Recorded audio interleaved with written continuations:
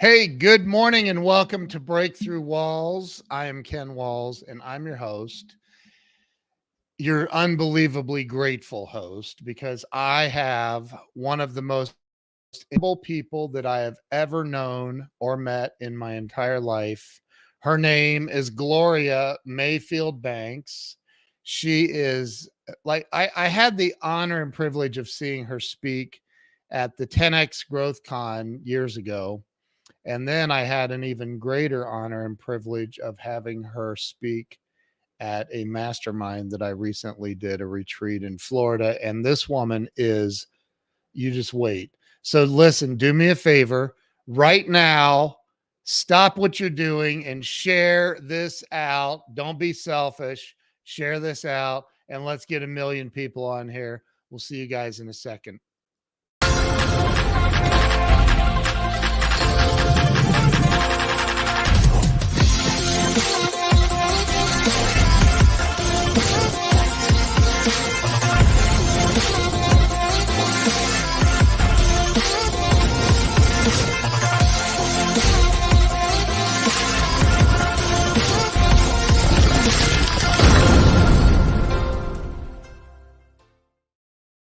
And we're back. Let's bring Gloria on. Gloria, welcome to the show. I am ready for a breakthrough. I am ready for a breakthrough, kid. I'm really ready for a breakthrough, and I'm ready for everyone that's associated with you to have one. I'm excited to be on your show. I really am. Oh my gosh, I am like if my tongue is like swollen, like I can't even speak today. Listen, I'm beyond honored to have you on here. You are one of the most incredible people I've ever met. I'm going to be real with you though. Okay. Like you were in Orlando speaking to our group and I didn't know what to expect, but I did not expect what you delivered and it was unfreaking believable. Over the top. Wow. Over the top. Wow. So, I'm just honored to know you, call you a friend and have you on here, Gloria. So I want to say that the event in Orlando was game changer. It really was a game changer event. And the atmosphere was such professionally put together, yet such a relaxing, ambitious environment. Not many people can master a comfortable yet ambitious group of people that will make such a big difference. So I was honored to participate. Oh my gosh, it was incredible. And having you and Tim Story there at the same time was like what is happening right now? So Gloria, it's you know what? It's been 5 years ago that I started this show. Wow. And it was literally to help people have a breakthrough in life. Mm-hmm. And Lord knows you've had a couple of those. so let's start with tell everybody where you were born and raised. Okay. All right, great. I love this journey of telling people your true self. Yeah. So I'm born and raised in Detroit, Michigan. I hope they can tell I'm a Midwest girl. And I'm the third of 4 girls. My parents had a phenomenal marriage. 62 years married before my dad passed. Oh, wow. So it was great growing up in a household where my parents, I don't know if they knew that, but they were very intentional about building a strong self-esteem. So all 4 of us have ended up being entrepreneurs. It's so interesting, Ken, because none of us saw entrepreneurs as a role model. Our parents weren't entrepreneurs. Aunts and uncles didn't go that path. So that was pretty interesting. When I was in the 7th grade, I discovered through testing that I'm dyslexic. Until I was in the 7th grade, it was a very, very, very difficult path of education for me. And it was so interesting because both my parents at one time in their careers were teachers. And then my mom was still a teacher. And then she went from nursing to become a teacher because she raised 4 girls and she wanted to have different hours. But she didn't know I was dyslexic. So she was the kind of parent, as many parents are, that would stay up day and night until you get it. You know what I mean? She would hand make the flashcards like, Gloria, 4 times 8. And I'm like, yes, just to get her approval, right? Oh my It was, God. it was amazing. But then I will tell you, there was a teacher in high school who saw my gifts and called my mother. And she said, you know, Gloria's got some gifts. Now I could type. This is so interesting, Ken. I could type, but I couldn't read. I could type, but I couldn't spell. Wow. Interesting. I mean, I could type. So she put me in this business class, at which time I fell in love with business. Yeah. And at the same time, I was a cheerleader. And of course, I was the captain. Of course you were. That's when I really learned my leadership skills, that I had those skills. That's why I was so excited when I heard your daughter became a cheerleader. I was like, whoa. I mean, there's a path for that. And so it was great. It was a great upbringing. Then I went on to college in Washington, D.C. That's when I left Detroit. Wow. Why did you pick Washington to go to college? Or did it pick you? No, I picked it. I went to Howard University, HBCU, Historical Black College, and my sister had gone there first. Now, my sister went to Howard University, and then I went to Harvard University, and then she went to Harvard Business School, and then I went to Harvard Business School. So there was a lot of similarities there. That wasn't the choice for my parents. So my parents wanted me to go to Hampton University, which is another great HBCU, except for me, it had a curfew. So my mother really wanted me to go there, and I really didn't want to go there because my sister had gone to Howard, and it just had, you know, different priorities there. And so I just ended up going to Howard, and I absolutely loved the experience. And it really prepared me. So you went to Howard. Yes. And got your undergrad. Yes. And then you ended up at Harvard right after that? Yes. Well, this is what happened. So interesting. Again, I have a teacher. That's why I'm so passionate about role models and mentors. I'm really passionate because one good one can change the directory of everything. So I remember my wife just said that. It's amazing how one teacher can make such an impact in our lives. Yes. Hi, Jill. Yeah, absolutely. So Absolutely. And there was one teacher, because I took business.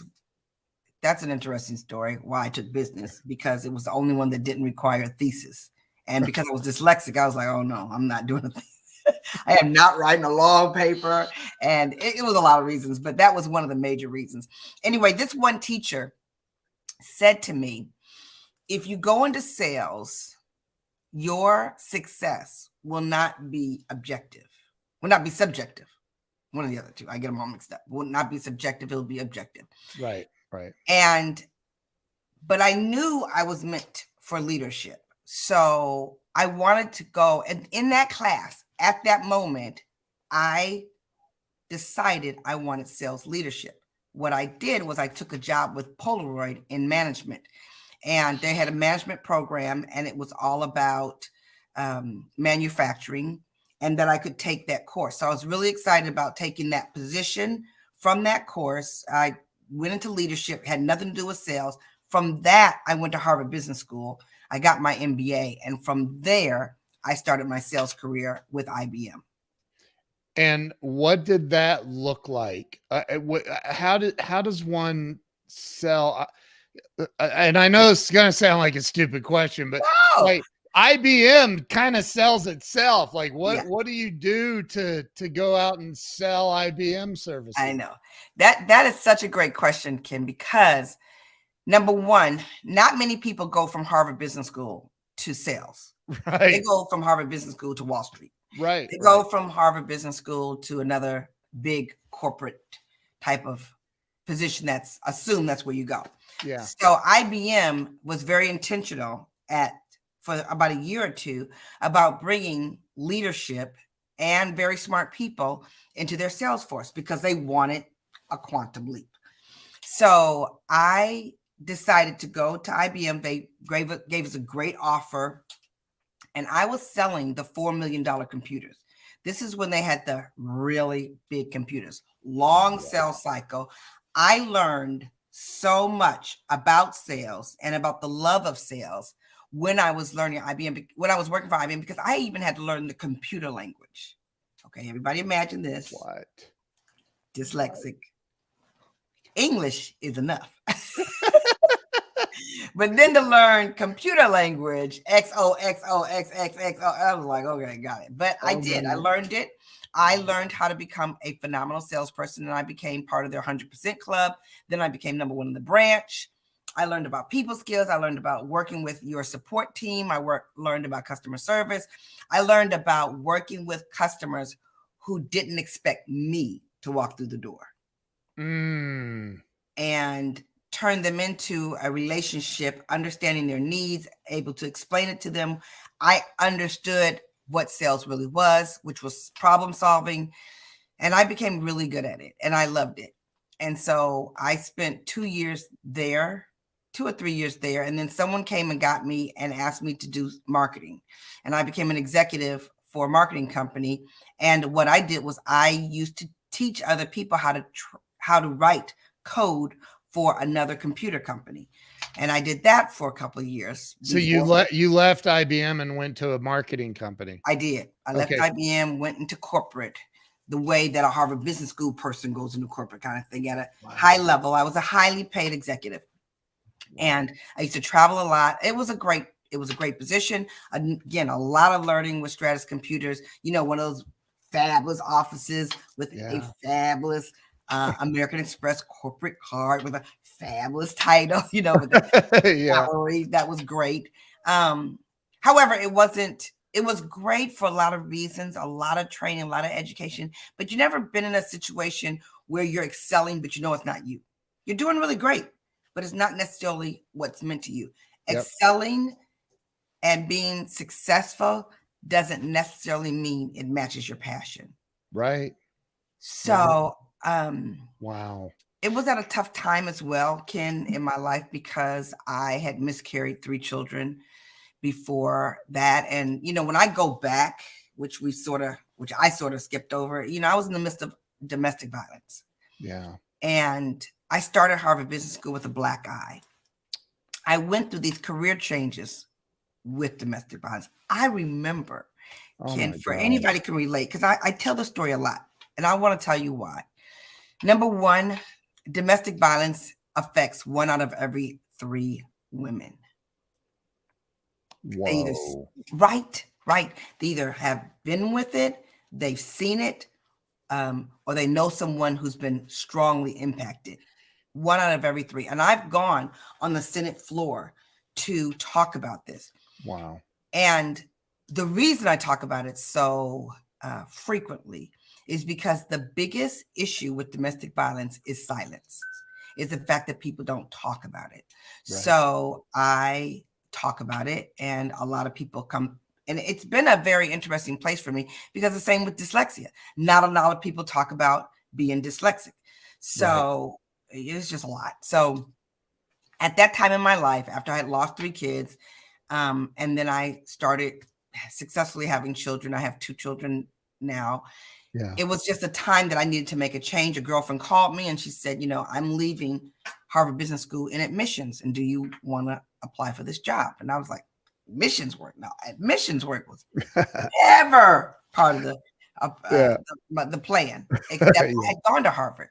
Yeah. So now I find myself, Ken, as a person who's reading 85,000 applications, selecting people who get to go to Harvard Business School and change the trajectory of their life.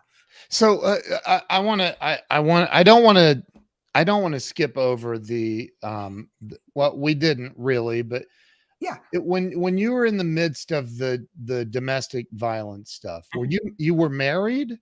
Yes. Oh, I was married. Okay. I was married. Okay. Yes. So okay. When I don't mind talking about it, because I think it's important. I think it's important for men and women, because every man knows a lot of women, daughters, parents. My sister, best friend, was killed in domestic violence while she was in college. So it's a big deal. And so what I say to people, Ken, I say, when you look at me, you're going to see a very smart, successful, professional woman who was in domestic violence for 10 years. Wow. I did not have the courage to leave for myself until I had a daughter. And when I had a daughter, God woke me up very loudly and said, if you don't get out of there, this is what's going to happen to her. Oh my God. So, and he was very smart. He went to Harvard Business School. He was, what I consider to be the catch at the time. So, all these things go on.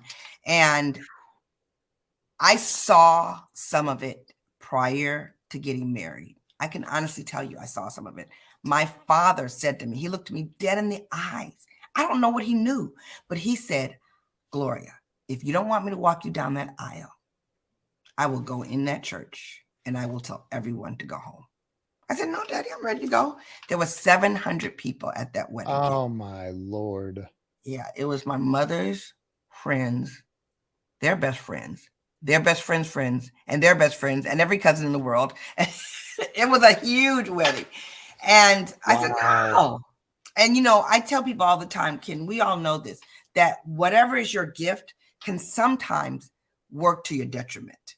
Right. And this gift of optimism that I had was a detriment to me at this moment because I can fit everything. It's not a problem. And by the way, Shaka Dyson, he's business partners with Grant Cardone. He's he's one of my best friends. He says, I need to connect with her.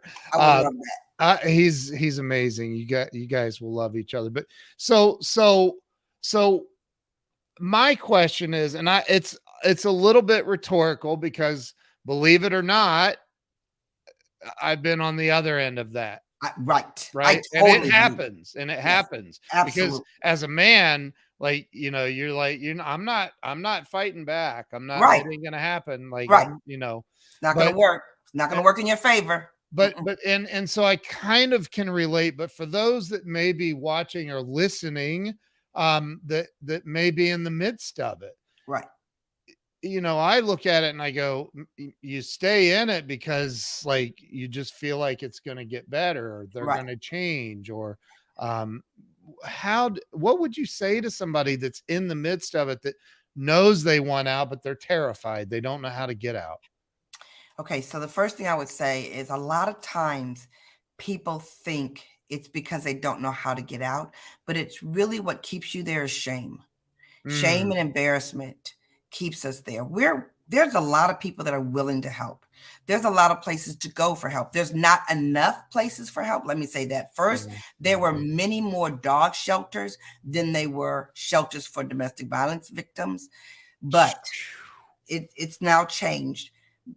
But shame is what keeps you there. And I just couldn't believe it. And no one in my family at that time had gone through a divorce. So I didn't know what was ahead of me. But shame takes a lot of it.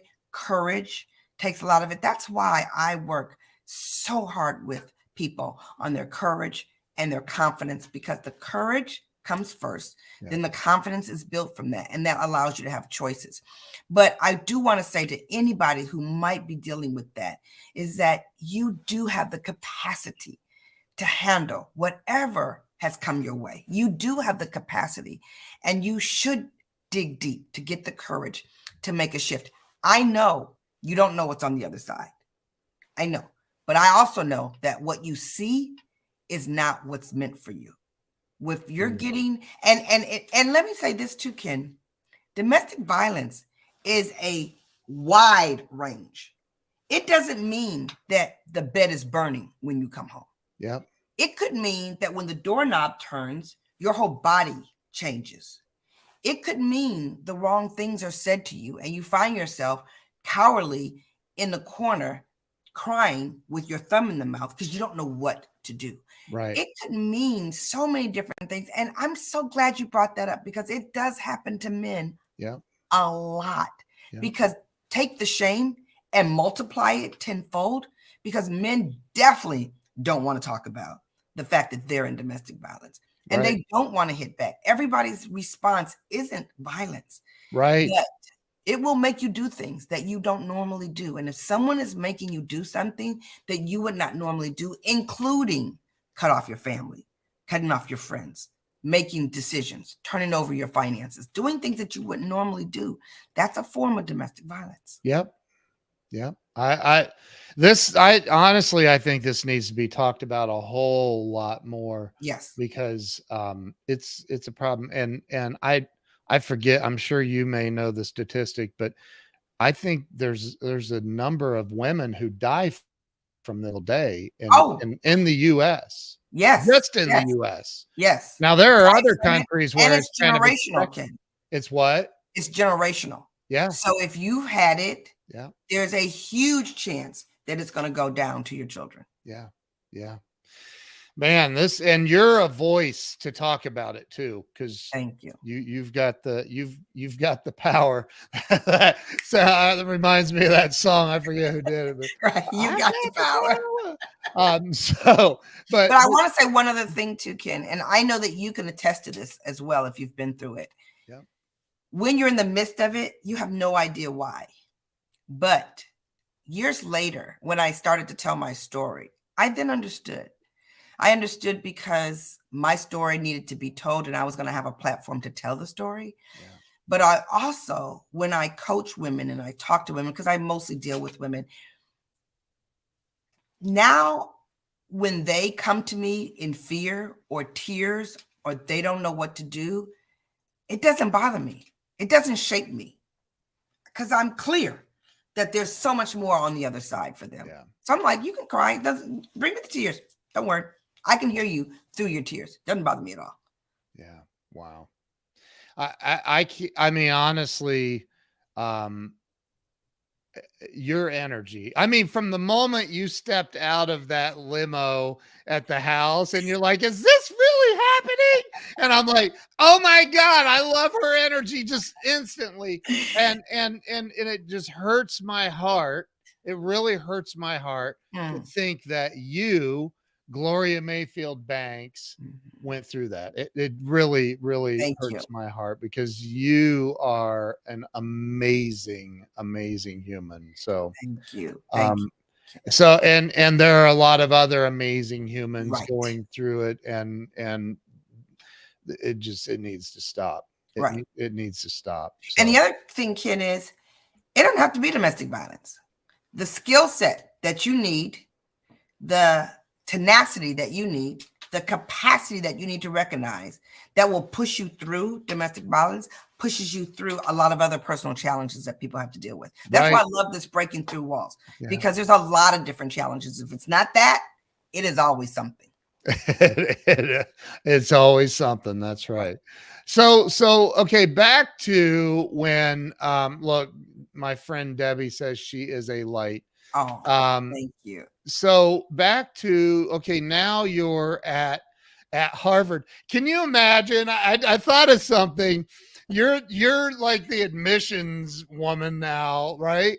Right. Can you imagine being the like, imagine one of the people that you rejected, right? And they're like, wait a minute, a dyslexic person rejected me? What? I know. Ken, when I tell you, it is so heavy. I'm sure. Because people who want to go to the #1 business school in the world, right? It's a big decision to even apply. Yeah. You would go out and they would be sitting on the benches waiting for their answer. It was a very heavy, big deal. I'm sure it was. I cannot imagine. How long did you do that? I was there for 2.5 years. Wow. I was there for 2.5 years. And because right after that, in the midst of that change, Mary Kay came into my life. And so here I am with 2 young children, and I'm going to go through a divorce, and I'm making excellent money. However, it wasn't enough. Have you ever been in that place? Hold it. The money wasn't, you weren't making enough money, or it wasn't enough as far as fulfilling? Money. Okay. Because my definition of fulfillment is matched very close with money. Now, that is not the case for most people, and I acknowledge that. But for me, it wasn't that it wasn't a lot of money. It just wasn't representative of what Gloria Mayfield Banks knew she was worth. And And I I love think it. that's a big deal for a lot of ambitious people. I think that it's great for ambitious people to know that they will never be fulfilled. That's why they're ambitious. So you need to learn how to live with that level of frustration, that there's more around the corner for you because you see it that way. And to be okay with that. It's the opposite struggle of, am I enough? Because you still have that. Like, because I tell people, they say, Gloria, why are you so ambitious? I'm like, why am I so ambitious? Let me give you a clue. I do not vacation where Oprah vacations. Okay. So I know there's more. And I'm okay with wanting to have it. And I'm okay with loving the journey to get there. But there's more. There's just more. Yeah. You said I do. Come on. You don't vacation where Oprah vacations? No, I don't. And I've been on a lot of amazing vacations, which tells you that there's a lot more out here. And we're only limited by the way we see things. We're only limited by the way we choose to see things. I go back to I told my wife, she didn't get to meet you, but I said, make sure because you're going to be blown away by this woman. And I hope she gets to meet you soon. I would love to meet her. So talk about the moment. I can't even imagine, like, hey, y'all, I'm leaving Harvard and I'm joining a pyramid scheme. I'm kidding. I know that's not what it is, but like people thought that. People, sure, they had to, right? Yeah. So talk about that, your transition into network marketing, because I'm sure you didn't instantly become a millionaire at Mary Kay. No. The journey to being number one in Mary Kay out of 3.5 million women, 40 countries are involved. I built in 9 of those countries. The journey there was, I think it's always unique for people.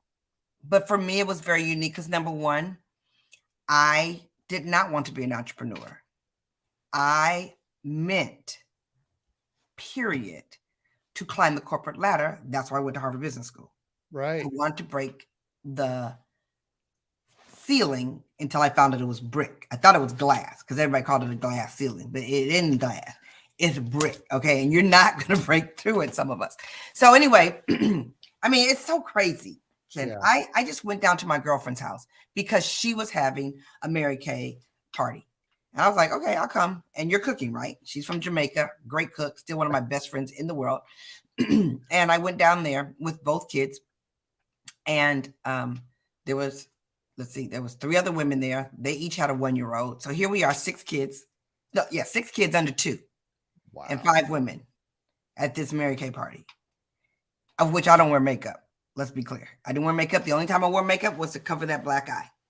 So here I am sitting there, and this woman walks in looking absolutely fabulous, had a great time. We had a great time. I'm laughing. Then we all bought some. And I'm like, we know what girlfriends of ours have money and what girlfriends of ours don't have money, right? And I was like, all of y'all don't have any money, and we're all leaving with a big old Mary Kay bag. And so I asked the woman, I said, how much does she sell? And she told me, and I was like, are you kidding me? Honestly, Ken, I looked at my kids and said, we're going to sell Mary Kay. They're 1 and 2 years old. They didn't know anything they didn't know what I was saying, but I knew I was telling them I was going to sell Mary Kay. Went home, told my mother I was going to sell Mary Kay. She was, what? We just paid $60,000 for you to go to Harvard Business School. And now you're calling me and telling me you're going to sell lipstick. I said, well, I was, because we start listening to people around us who don't know what they're talking about. And I love my mother. Right. She did not know what she was talking about. I almost took her advice. But my girlfriend took me out to a meeting. I saw for myself. My other sister who came from Harvard Business School said to me, when I saw her, she was like, what are you doing? Like, what are you doing? You got a full-time job. You're becoming a single parent. You're making great money at your full-time job. You're busy as you could possibly be, Gloria. What are you doing? I didn't say anything to her. I just looked at her. And this is one of the best pieces of advice I've given to a lot of people. When people give you their unsolicited advice, even though you love them and you honor them and you're impressed by them, the best thing you can go do is this. I didn't say anything. Nothing. In my head. Not a word. Nothing. I just looked at her. Wow. And in my head, when she called me the next day, she said, why didn't you say anything? Because, silence is almost as powerful as a bat. Yeah. They don't expect it. It comes from nowhere and it hits hard. So I didn't say anything. And she said, why didn't you say anything? And I said, you know what? I'm smart. If this is not everything it's cracked up to be, I'm out of here. But as far as I was concerned, everybody who didn't know what they were talking about also didn't have $200 extra to give me every week. And honestly, Ken, I started with a small goal. It was just to make an extra $200. And what I didn't know at the time was that I needed friends. I needed to be in a positive environment. I didn't know that at the time. It wasn't important to me at the time. I wanted to work and be at home, Yeah. That's what I was doing. I was, that work-life balance that everybody tries to get that is not available.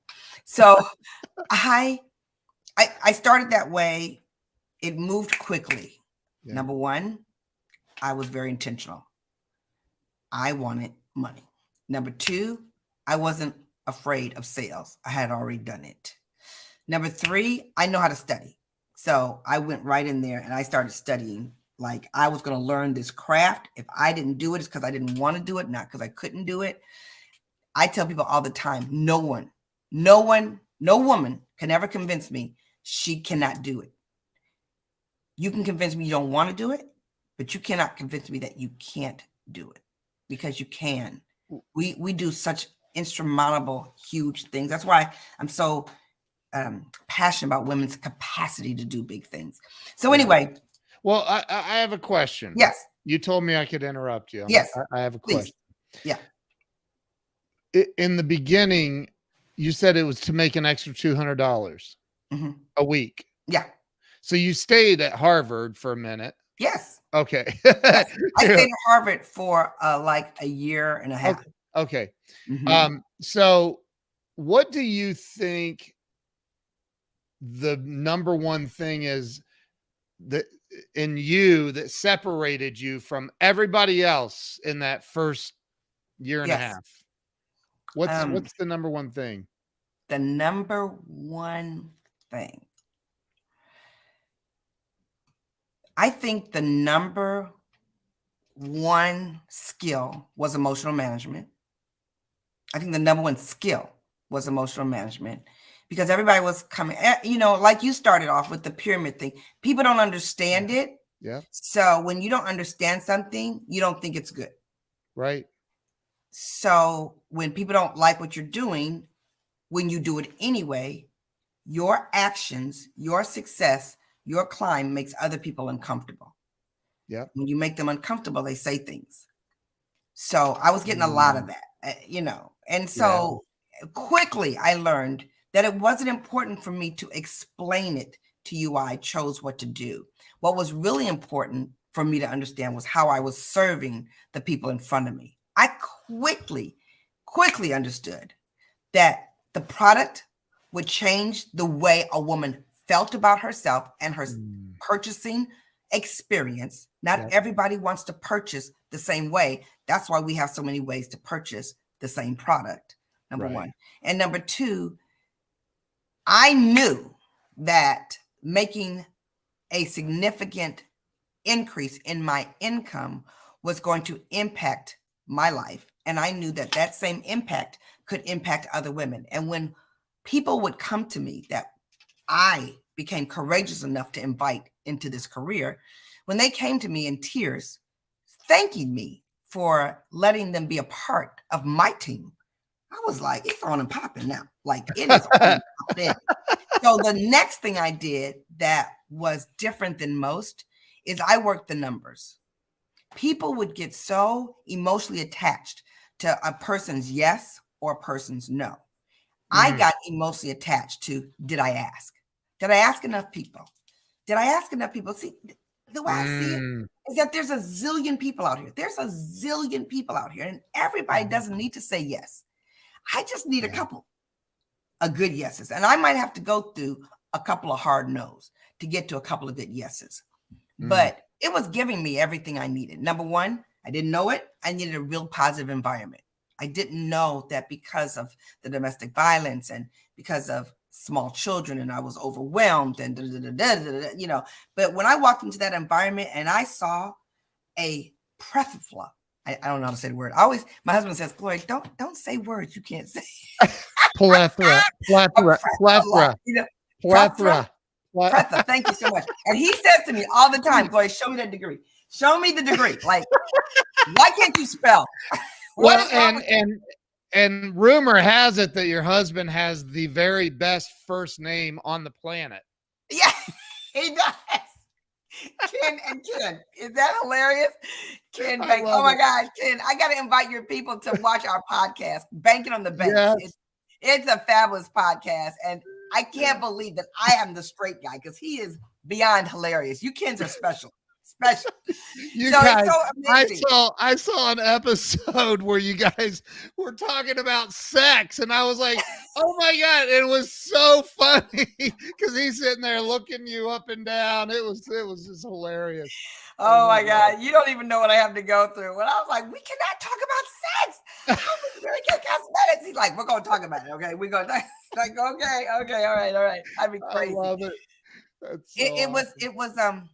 It was so impactful to learn some of the basic skills that everyone uses to become uber successful. And then to teach it to people over and over again is what made that climb. Because in that environment, which is called network marketing, direct selling.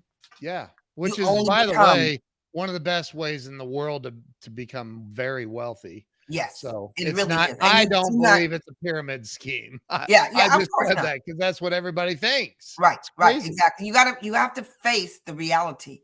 And you only become successful in that world and in most worlds when you help other people become successful. And that's what I became really passionate about. And that's where I became very successful, helping other people become successful. So was your driving force, and I want to keep it real because there are people who say they want to help other people, but they don't, their actions indicate differently. And then there are people who actually help other people. Yes. And again, I realize you can't help somebody that doesn't want help. I get that. But do you feel like that was your driving force as it went from, I want to make all this money to, I want to make all this money and help a lot of other people make a lot of money? Yeah. Okay. So I loved your question when you said, what was your driving force? So I always tell people the driving force changes over time. With wisdom, with experience, and with life choices. Your why will change. So I came in to building my business because I wanted income. I fell in love with it because of the recognition, because I was in a negative environment and I was getting the recognition. Oh, Gloria, they just so much recognition in that environment. And I grew because of the competition. So the competition I love competition. And so many people talk about competition and a negative force, but I believe competition is iron sharpens iron, straight out of the Bible. Yep. My best causes your best to surface, and your best causes my best to surface. And that happens many times in a competitive environment. So that was that's how my why changed over time. Right. But what they master in the network marketing arena is they master your win is tied to other people's massive success. So I inherently, when you look at my path, I did want to help people. When I was selling IBM, I wanted to help their computer solutions. When I was at Harvard Business School, I wanted to help those young, ambitious, smart professionals have a quantum leap through their education environment. When I started building my entrepreneurial business with Mary Kay Cosmetics, I wanted to help women increase their choices, Right. increase their courage, find another way. They were unhappy. They were working super hard and making less money. Right now, Ken, when I tell you, listen to this. This is like blowing my mind and changing what I'm talking about. 8.4% of women make over $100,000 a year. That means 91% make less than $100,000 a year. Are you kidding me? So when everybody's talking about become a millionaire, become a millionaire, become a millionaire, I'm talking to them about how about we land 100,000 air, Right. 20,000 air. Let's get there, and then we'll go from there. Because I've done the millionaire status, I've done that piece of it. But I know to get there, you've got to climb the ladder and not be embarrassed or shamed about it.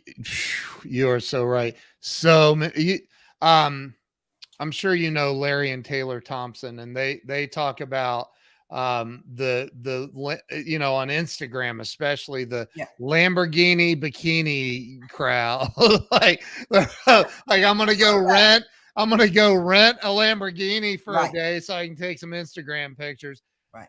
When that's not the way to success. That's not the way to financial success. It's climbing the ladder. Yeah. It's starting at 100,000. And actually in today's world, even 100,000 isn't a crazy amount of money anymore. Let's be 100% clear with everybody in the audience, and we don't have to tiptoe around it. Right. I was talking to another woman yesterday. She said, you know, at $100,000 a year, especially if you have children, it's like eking past the stress reduction that people can have. There's so many things that happen at that level. And so the conversation has been for a long time about equal pay for men and women. We got that conversation. But even with that, just knowing that there's a lot of people whose awareness needs to be opened up. Because when you talk to someone who's making $60,000 or $80,000 a year, and you talk to them about being a millionaire, it sounds great. The education is great. All that is great, but it doesn't make them move the needle. But when you talk 60 to 80 to 100 and 110, 120 to 200, now you're moving the needle where they can run, where they can race, where they can put their energy, where they can see a path, where there's a clear strategy, where they can understand what they need to do differently, immediately, right now, implementable to get them to the next step and then the next step and all these things. I'm so passionate about it. Causes, decides what kind of food you eat, the type of security you have, the type of care you have for your children or your parents. And we have to be loud about it. You said it earlier, and I've in sales training, I've used this example. Like you can go watch and nothing, this has nothing to do with homeless people at all. So I don't want any hate mail. But you can watch a homeless person stand on a street corner and make $150,000 a year. And there's only one reason. And it's because they ask everybody that walks by them for money. Like every single person. And the law of averages is going to say that they're going to make a lot more money than the average person sitting in an office at Harvard. Right. You're absolutely right. You're absolutely right. And they will ask. And I tell people, if I ask them, what are they going to think about me? They're not thinking about you. They don't know you. They didn't know you 5 minutes ago. And they're not going to think about you an hour from now. They're really not. So, but if you ask them and you can serve them, then they might think about you for the rest of their life in a positive way. And if you do it the right way with the right intention, you could do amazing things. And you will do amazing things if you go about it with the right way. So you started this climb at Mary Kay. You were at Harvard for a year and a half. Eventually you left Harvard and went full time with Mary Kay. You told me, I'd love for you to tell the audience, how many pink Cadillacs have you owned? It was 19. 19. That's 19. crazy. Yeah, it was That's crazy. I've It was never even crazy. been in a pink Cadillac. No. I need to go for a ride in a pink Yes. Cadillac. Yes. So wow, 19. And what is with Mary Kay? You have to hit a certain level. What is that? Well, there's pink Cadillacs at the director level. There's 3 major levels. There's the consultant.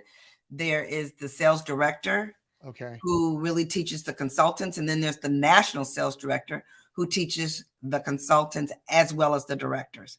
And so there's different levels of Cadillacs that you can earn as well. So that is a big piece of it. I mean, it's masterful. And do you know that the pink Cadillac is the second most recognized marketing symbol out there? First is the Coca-Cola bottle, and then it's the pink Cadillac.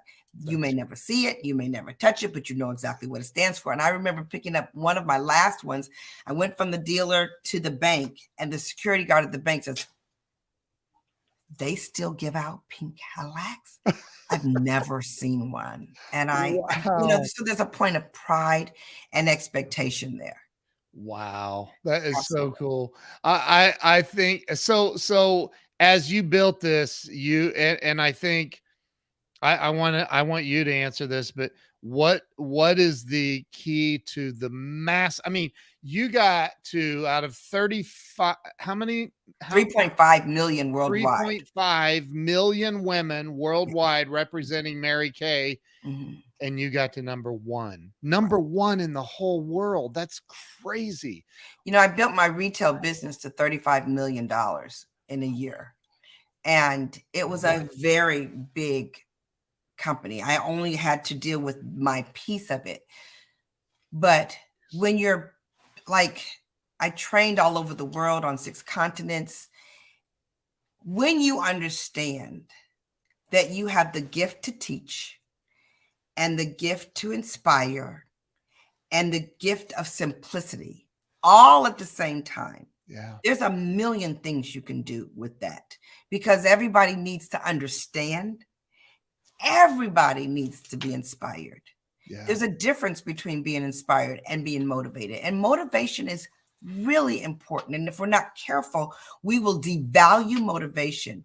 And when it's the motivation that causes the mind to shift. It is not just the education that causes the mind to shift, because people hear this all the time. But when you're clearly motivated, you will shift in order to get the results. I have a rhetorical question again. Yeah. Do you still study motivational materials? I do. I study a lot. Yeah. And, it's interesting because thank God for books on tape. Let me just be clear. It's a big dang gone deal. I'm excited that my book is something that a lot of people look towards to understand how to break records and how to go further. Yeah. But I don't think school is ever out for the pro. That's why you have so many books on your shelf there, because you always can learn from someone else. Yep. I was saying to someone, you always learn from someone and you always give to someone. Yeah. So you give and gain at the same time. Amen. But what you give, you have to be intentional about it, because you can give positive as quickly as you can give negative. Yeah. Words are either a flower or a brick. So you have to be careful. You don't even, I don't think you realize that you just open up your mouth and bombs start just dropping, like bam, bam.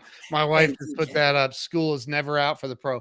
And I do know that I didn't go to college. Mm-hmm. I've read all of those books though. Yeah. I've made it a life mission to never stop reading, because there's billions of dollars worth of knowledge in those books. Yes. Billions, trillions. Right.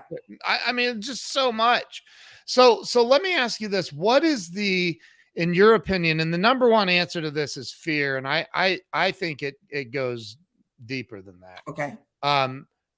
What stops people from, it's a 2-part question. Mm-hmm. The first part, and I think that they're related. First part is from real financial success and real happiness and joy. And I've been broke and homeless, and I've Yeah. been wealthy, and wealthy is better. Yeah. So, like, what is stopping people from having it all, Gloria?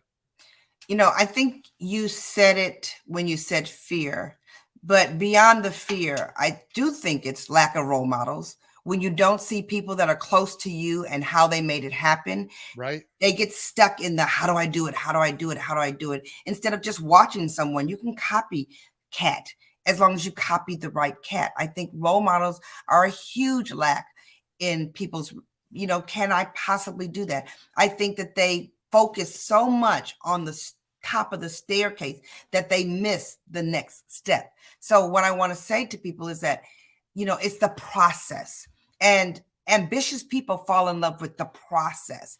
They are hungry to learn. If you stop being hungry for the learning process, you stop the ability of the process, because you can never go beyond where you're willing to learn and change. Whenever you think you've got it, you lose it because it's no longer there for you. So I think that emotional management, Ken, I just really think that we undervalue. It's not, you're emotional.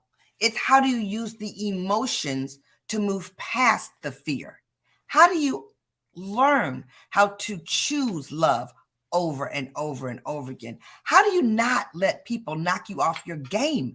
In my world where you're competitive, yet you love them at the same time, you share what you do, yet you want to beat them off the charts. I used to tell people all the time, you too can be number two. Okay, because you're not going to be number one, because I'm number one. I mean, I was very bold about it. Very bold about it. That is one of my favorite quotes by you, by the way. I love Thanks. that. You said that at the retreat. You too Can be number two. I mean, I just walk in that strength. But that would fire me up, where some people find reasons to complain, find reasons to judge, find reasons to put people down. And if they even had a measuring stick of how much energy that steals from their reality, they wouldn't be confused why they're stuck. It would be clear. You are completely stuck because your energy is going in the wrong direction. How did you, because I know, and you sold your Mary Kay business, right? Yes, I gave it to my daughters. Okay. So how did you, when you were doing this and you had people, I can remember having a big team at one point working for me, which, corporate America is the real pyramid scheme, by the way.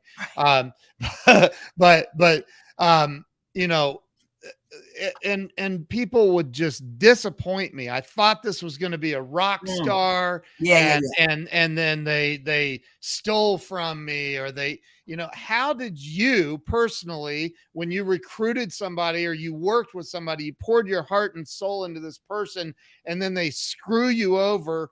How did you talk about emotional management? How did you get through that? What did you say to yourself to get through all that? Right. That's a very important question, no matter what you do in life, because people will disappoint you. Yeah. And so, number one, I think we always have to learn the value of a deadline. A target with a deadline will shrink your ability to be distracted because you don't have time. When you have time to be distracted by disappointment, when you have time to call people and get mad at them and have a conversation. But when you're up against a deadline and you have a target, you don't waste time in arenas that won't pay you back. Like thinking about things, they're not coming back to you because they disappointed you. You're just spending a lot of time spinning your wheels with them. Number one. Number two, I also know that a lot of people don't do what they say they're going to do because of self-esteem issues. They don't know how to tell you no, so they just disappear. They don't know how to tell you that they're afraid. They don't know how to tell you that they're ashamed, that they couldn't figure it out. They couldn't figure out how to ask for help. Do you know how many people have such a hard time asking for help?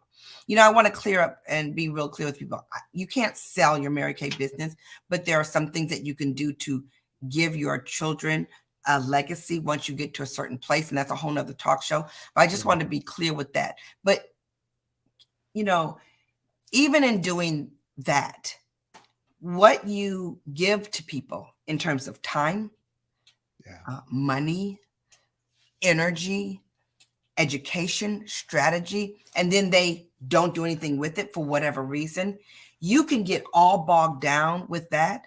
And the strongest of leaders, whether it's the pastor at your church, whether it's the Girl Scout leader, whether it's the the mentor at whatever circumstance you're dealing with. You remember you telling me about a friend of yours who sells a lot of cars? Yep. Can you even imagine how he's taking them all the way to the dotted line? And they were like, no, nothing, But he can't stop with that because he's focused on the number of cars he's going to move by the 30th. Either you can put my spotlight on those who say no, or find someone who's looking for a yes, who wants the right car for them at this time. And I'm the answer to their pain. He is so, and that guy, Frank Crinitti, he's number one in the world. And he's like the most positive person I've ever met. Like, besides you, he's second most. Frank, you too can be number two. Right. But like, I think about that because, all of the education in the world can't change the conversation you're having with yourself about yourself. Right. And that's where I think you were given the greatest gift. You were given the greatest gift by your parents, it sounds like. The self-talk is big. Gloria, I could talk to you literally all day long, and I know that you don't have that kind of time. But I want everybody, first off, I held it up. My green screen effect messes her book up because it's got green in it.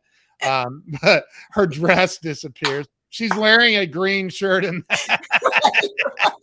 She didn't just put her head on the book, I swear. That's hilarious. But you can see it. I'm going to give you full screen because you can see it in the background. There's Gloria's book, Quantum Leaps. Go get it. It's a great little book. It is really phenomenal. So thank you. Everybody should go get that. Everybody watching, if you're not following Gloria on Facebook and Instagram, you need to change that today. And it doesn't matter if you're female or male, in my opinion. I think, Gloria, you've got so much to give the world. And I want to give you props because we had the great Tim Story at the retreat as well. And Craig is on here, by the way. Oh yeah. Okay, great. If you saw, I put up some of his comments. But the here's one. Yeah, right there. Yeah. Hey, Craig. Yeah, that's awesome. But Tim Story said, can I tell everybody what Tim Story said about you?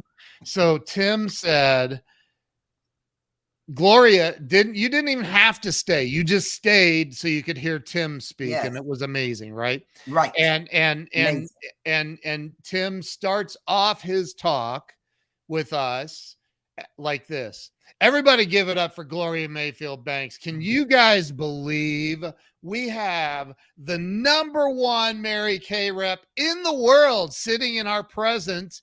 This woman is going places. I'm talking about she is going places like Oprah. And he started naming off all these giant names. And he said, you mark my word, in the next 5 years, this woman is a world changer. And I really feel that about you. I feel like you have this energy, this business acumen, sales acumen. Like you have this thing that everybody on this planet needs and wants. Whether they admit they want it is another thing, but they all need it and want it. So I'm so honored to have you. I feel like you're like at the beginning of something huge for you. Thank you. I Thank am you. so honored to have you here. Like, really. It was a joy to be here. I love what you're doing in the world, Ken. It matters a lot. It matters a lot. And even the title is so appropriate because I don't care how successful one becomes, we're always breaking through walls. And I always end with this: confidence in one area does not guarantee you confidence in all areas. We've all got things we want to move through. So when you look to the left, you look to the right, you look behind you, there's always areas for us to get. And that's called life. And I love that because wisdom backed by experience can bring you very, very far. Amen. Amen and amen and amen. Yeah. And yes, everybody go follow the podcast as well, which is called Banking on Banks. Banking on the Banks. Banking on the Banks. Yes, yes. Apple, and it's hilarious. It is so funny. In fact, it's inspired me to maybe even start a second show with just my wife. Yes, that would be great. It's amazing. It really it's so cool. And thank you. And how long you all been married? For a long time. 26 years. How long? Yeah, 26. 26 years. I didn't even tell that part of my story because I was a single parent. Then I went down to Disney. I met my husband. We merged 2 families, 4 children. They're amazing. We got 5 grandchildren that are amazing. So we have a great full life, really full life. Travel a lot. It's good. It's really good. So amazing. And I can't wait to meet your husband with the best first name in the world very soon as well. Thank you, Ken. Thank you, Jill. Thank you, guys. Thanks, Craig. I appreciate it. So thank you all for watching. If you haven't shared this out, you can redeem yourself right now and go ahead and share this out. And let's give everybody, like, follow Gloria today. Send her, like, post this everywhere. Send her. Yes, send me a DM. Tag her everywhere. I appreciate it. Gloria, you're amazing. If you'll hang on for me for a minute, I'm going to end the live stream. But thank you all for being here, and thank you, Gloria. I just love you and your energy and everything about you. So thank you. We'll see you guys later. Thanks so much.